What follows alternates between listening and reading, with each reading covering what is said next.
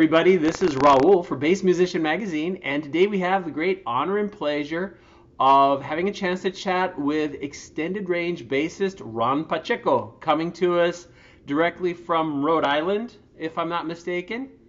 More or less, Attleboro, Massachusetts. There we go. Close enough. From New England, we'll put it. Yes. It puts it in the ballpark. Well, welcome, Ron.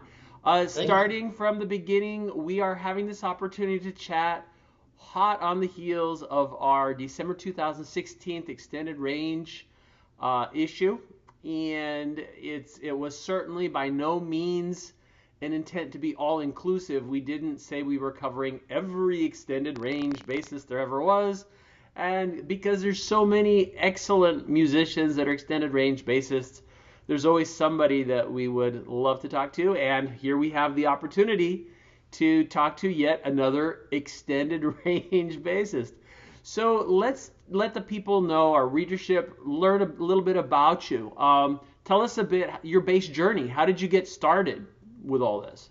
Okay. Well, I picked up the bass around 16 or 17, and for the longest time I wanted to originally be a drummer. But my mom and dad always told me that they couldn't afford a kid. Make a long story short, when they finally found that I was set on the bass and I wanted that as my instrument and they knew I was serious, after a couple of years, they fessed up to me and told me, well, you know what, we really could have afforded to get you a drum kit, but we didn't want to hear the constant banging all the time. So originally that's how I wanted to start. But I always liked the sound of the bass as well, but it wasn't until I would say around probably 1990 or 89 when I heard Iron Maiden for the first time and got to hear Steve Harris. So Steve Harris is my main influence as a bass player. I mean, he's the one that got me into bass, made me want to play the instrument, because being in the background of hard rock and metal myself, I never really heard a bassist, at least in my generation, in the 80s, late 90s, early 90s, that really played the bass. Nowadays, from I would say maybe 94, 96, and certainly to now, there are actually more proficient bass players out there now that are more on the spotlight. But at that time, I felt that, other than the greats like Geezer Butler, and John Paul Jones and Jack Bruce, Steve was definitely my main influence. And from there, as far as getting into extended range, I started with 4-string, stuck with that for a while. And at the time when I first had my first band was in 93. And in 1994, the new metal scene started, and a band called Korn came out. And at that time, I never heard a bass, tuned that low on a recording before. At the time, with my first metal band, we were tuned 2.5 steps down from standard. So my 4-string, it was a C sharp, F sharp, B, E. So that meant if I got a 5-string, my lowest string would have been a G sharp or an A flat. So at that time, I was really thinking about it. I was like, well, if I do that, then I will be a half step lower than Korn. And I was like, do I want to do this? Absolutely. So that's what started the whole interest as far as I guess the journey into sub bass at that time. And not that long after that, I got a 5-string that I have in a sound gear. But then I got to know John Mayung from Dream Theater. And I just had to have a 6-string for obvious reasons. So with the 6-string I stuck with the longest time. And I probably would have still been with it today if I didn't realize that they made stuff bigger. So with the 6-string, I tuned it all sorts of ways. I tuned it the way I mentioned, 2.5 steps down from standard. Then I tuned it in flats, so a B flat to a B. And then traditional tuning, low B to middle C.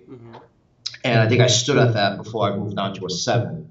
Very short story. How I got to know of the 7-string was getting to see Bill the Buddha Dickens playing with Chaka Khan.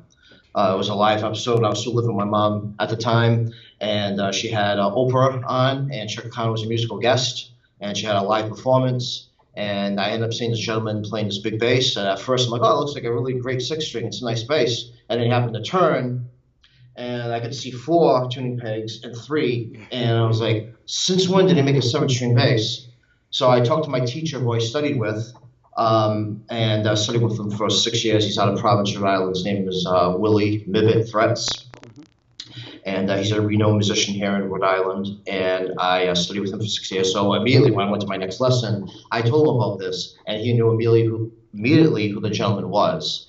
And he told me to go and check him out and check out his guitars, Conklin guitars. And from there, once I got to their site, I not only saw that they made 7 strings, but they also made 8s, 9s, 10s, and even 11s. And I was really fascinated by it. I wanted to know what these instruments were tuned to, how they sounded. Because like I said, this was all new to me. I never heard anything lower than, like I was saying, like an A flat or an A, you know. So I didn't even know this whole, thing existed. So I started looking at Conklin's artist bio, and just picking out certain artists that I thought, I would like to learn more about. I tried to get people that had 9 strings, 10 strings, and try to get something online to check out their music. And a couple of the earlier gentlemen cats that I checked out was Gene Boudin, of course, Nuclear Rabbit.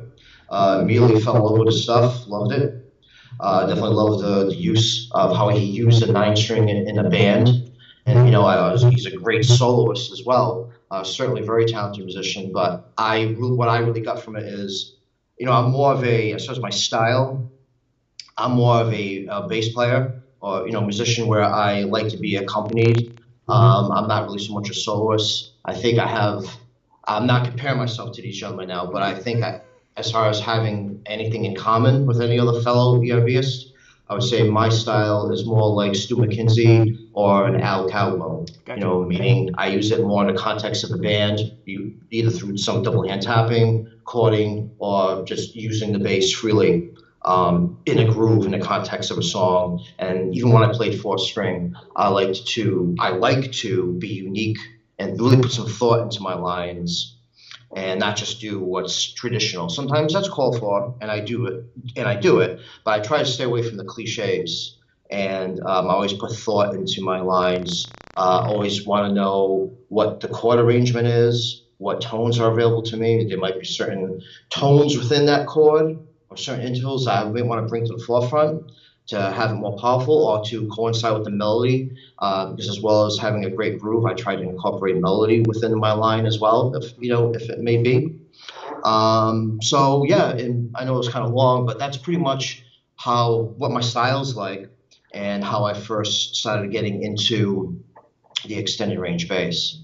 Gotcha. Well, and one of the interesting things about extended range bass is that it is very much a hot topic within the bass community. And I'm sure you've seen this because there are so many bassists that are so fixated on 4.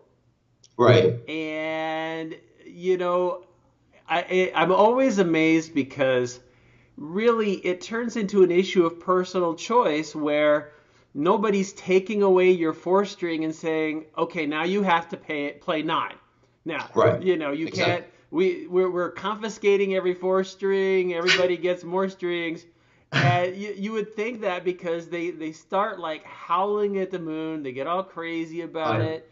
I know that it's sometimes challenging for ERB players, also because you feel like you're kind of under constant attack. And yeah. We've had some shares, especially on social media, where you'll have somebody share something, and then you've got the classic, again, cliche phrases like, "Oh, that's a harp.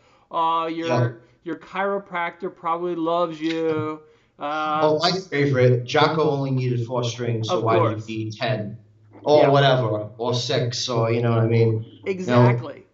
It doesn't matter, and my response, I try to stay away from all that drama online anyways, but my response in general to anyone who says something like that is, as far as myself personally as a fan, I don't care what type of bass a bass player plays. It's what they do with what they have. Exactly. Look at my interests, for example. Steve Harris still is one of my favorite bassists of all time, and always will be. He's my inspiration. But also along the years, like I said, I think another bassist I admire and enjoy just as much as John Mayung, plays a six string. And then getting into really big territory, then that would be Gene Bedeen. I would say those gentlemen in that sequence, and of course Bill DeButter and so many others, Sure. But they all, and of course Geddy Lee's, I'm a big Rush fan too. So all these gentlemen make great music, and they play different basses. There's some are traditional and some are not so traditional. But the thing is they all make great music. Exactly. So whether it's done with a 2-string or a 24-string, to me personally, as a fan first, it doesn't matter. I think people should be more focused on the music that people are making versus how many strings the instrument that they're playing has or doesn't have. Exactly. Well, and we had, and I don't know if you caught it, we had a very interesting entry in our For Love of Bass section where there's this fellow out of Africa who wanted to play bass so badly, but, he didn't have a bass. So he decided to make something of his own with what he had at hand. And so this thing essentially was like a hollowed out tree trunk with leather stretched over it, a 2x4 that goes out like 7 feet. It has 1 string, and he plays it with a Coke bottle. And so he doesn't have frets, right? But he put numbers where he should hit with the Coke bottle for each of the notes. And before he plays, he has to build a fire for the goat skin to stretch to get this thing in tune. And so he's putting it there, and he released a CD playing with this 1-string bass. Wow. And that's incredible. It's sweet, but it goes to show, just because he has 1 string, is he going to go, all you 4-string guys, you've got 3 strings too many? It's just like he's working with what he has creatively in his hands to make the music that he wants to make. Now, when we talk about musical taste, I know you've mentioned kind of a real heavy, a lot of metal background. You tend to live more in funk, jazz, metal kind of stuff? Just my influences in general. When I first started getting into music was at the age of 5. And at that time, I want to say it was about 1980, 79, about 1980, I believe. The first music I ever got exposed to was Top 40, Top 40 radio stuff. And at the time, there was a time where stuff on the radio was actually good music, more than stuff that's out today where everything's overly processed and no one's really playing the instruments anymore. But anyway. That was the first music I got exposed to. And then I got into a little country western from my dad. And from there on, then as I started getting older, into grammar school, I started getting into just regular traditional hard rock, such as like Bon Jovi, Van Halen, bands like that. And then eventually, Guns N' Roses, actually, when Appetite for Destruction came out, that was like the heaviest album I had in my collection. And then from there, when I got to high school, in '89, the metal scene was like really, really, really prominent and very big. And I was getting curious about the whole thing. So I decided to check it out. And it all started with me getting a copy of Metallica's Ride the Lightning. And then with the first song, I was immediately hooked. And then the floodgates opened. So metal was definitely my roots. But then I also did and do enjoy funk and jazz, but at the time I didn't know much about it. So that's where my lessons came in. And when I started studying, I started finding out what, all the elements that make up all these different styles, and not just funk and jazz, but also my own that I enjoyed, metal and rock.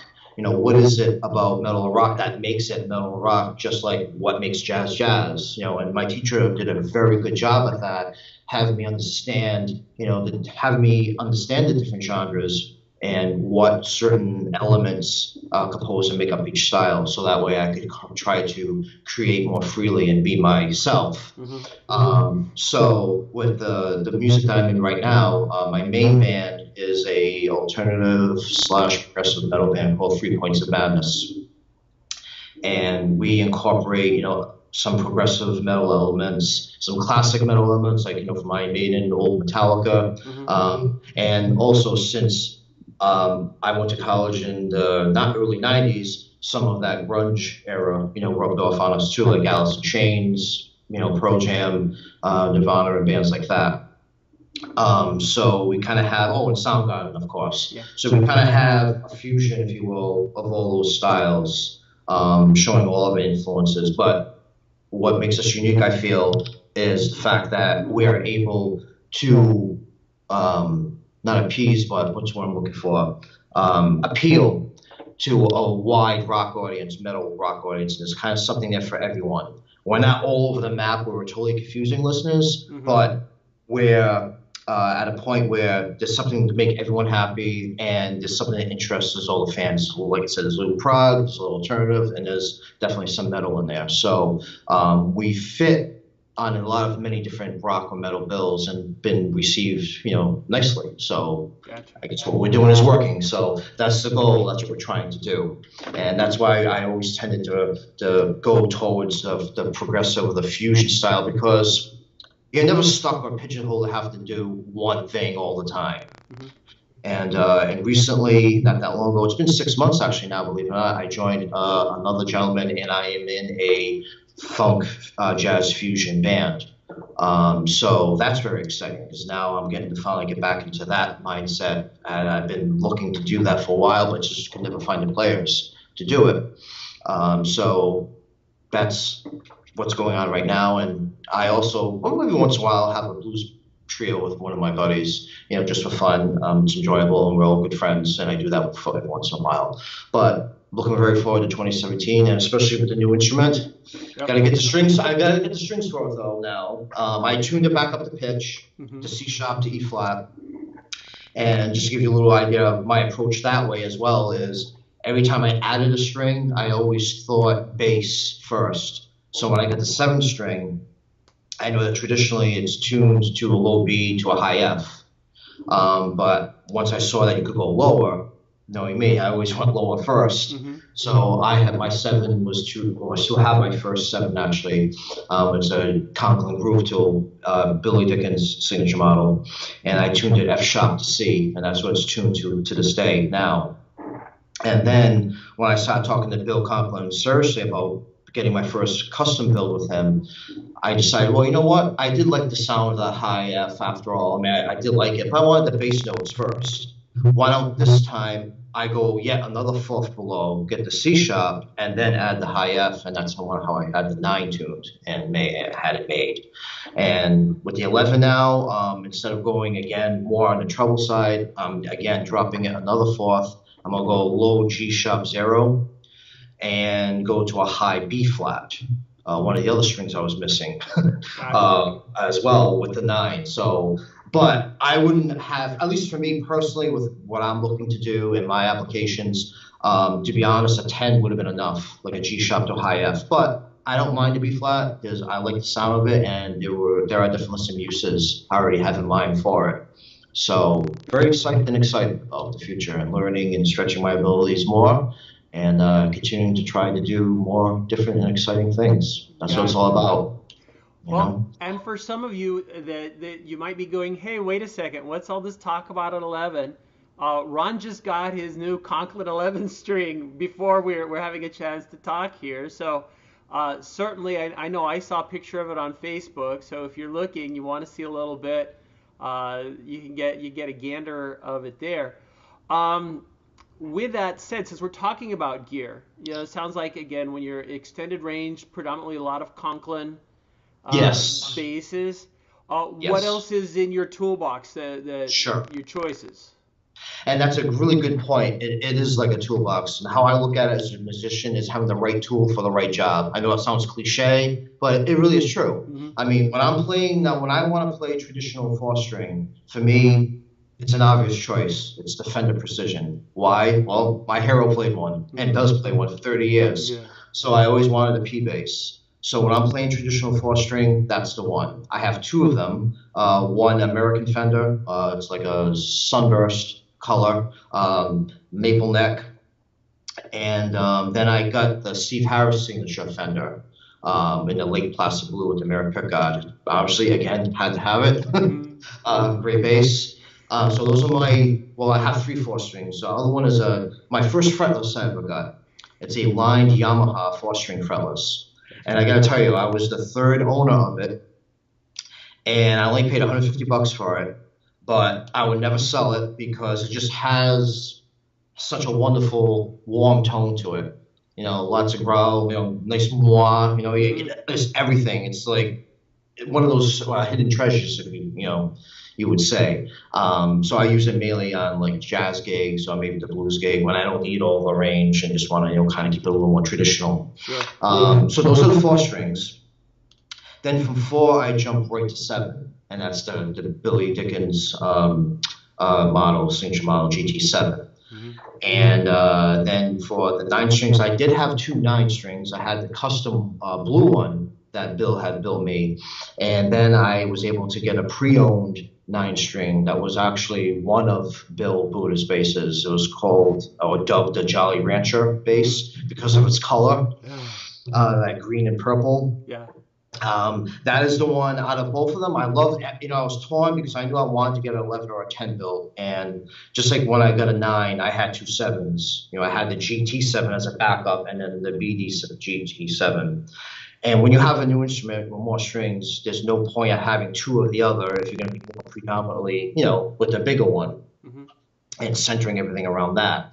So I sold one of the 7s off at the time. Now with wanting to get bigger, get a 10 or 11, I had to make a decision as to which 9 I wanted to sell because I had to, fund. I just couldn't afford to take out that kind of chunk of money again. Sure. So it was a tough decision. I went back and forth for quite a long time, but I decided to sell mine only because I felt that the Jolly Rancher bass, I liked the electronics a lot more on it, and it was a lot lighter because it was made out of dragon wood for the body, and a nice tighter string space. So I decided to keep that one.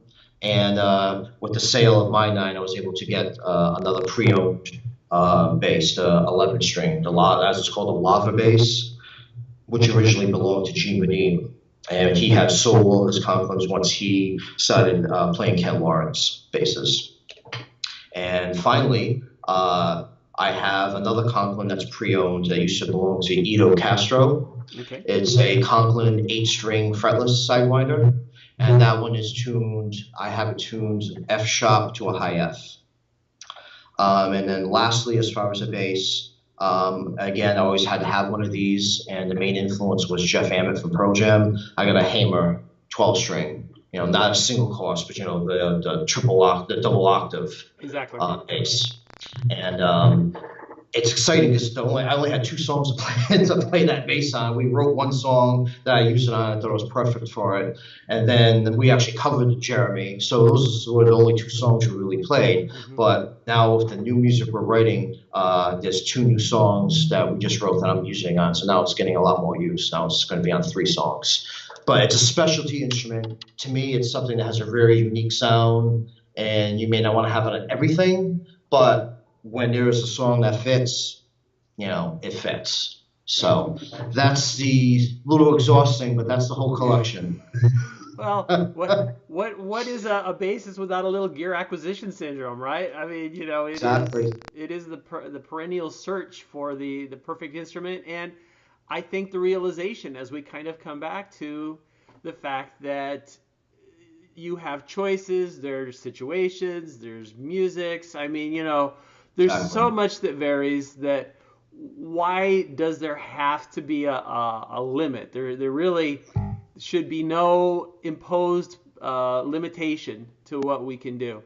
So, right, and there should be no right or wrong. If someone wants to create with a 4-string, fine. If someone wants to use a 9, fine. If someone wants to dabble like I do, a little bit of everything, yeah. I say, what's the crime in doing so? It's all about choice. It's like being, I compare it to being like a painter, an artist. Sure.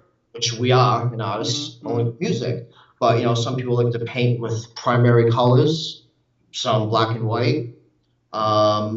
some multicolors. Well, I'm the multicolor guy. There you go. Do I need all these extra tones and pitches and low and high notes? No, technically I don't, but I like this sound.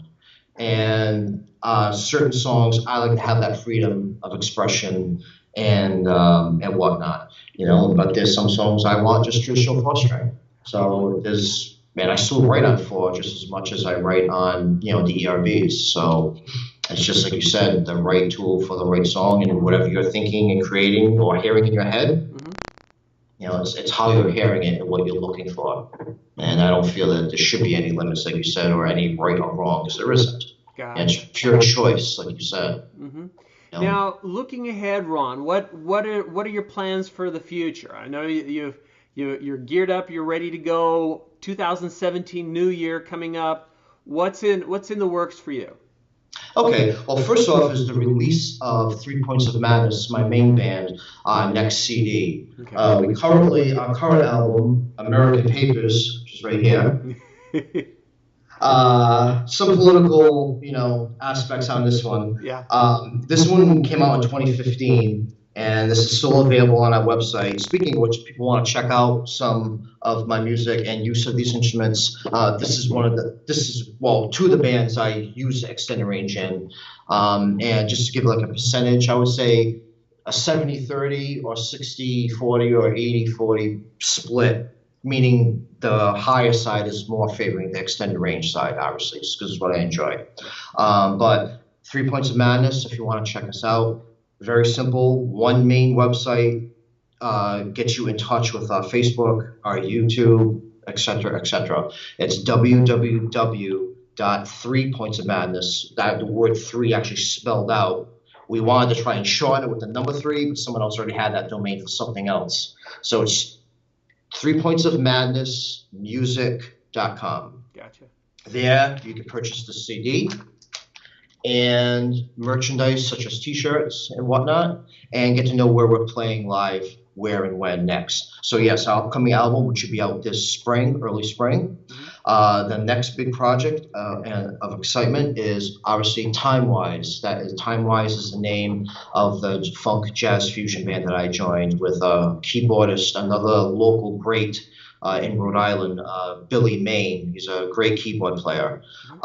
He is the one that basically contacted me. We met, I think, probably 4 years ago when I had a 3 Points of Madness gig, and he actually came up to me and said, "Hey, I really like you playing. Would love to, do some, some music, record some music." And finally, we got in touch and had the time to do so.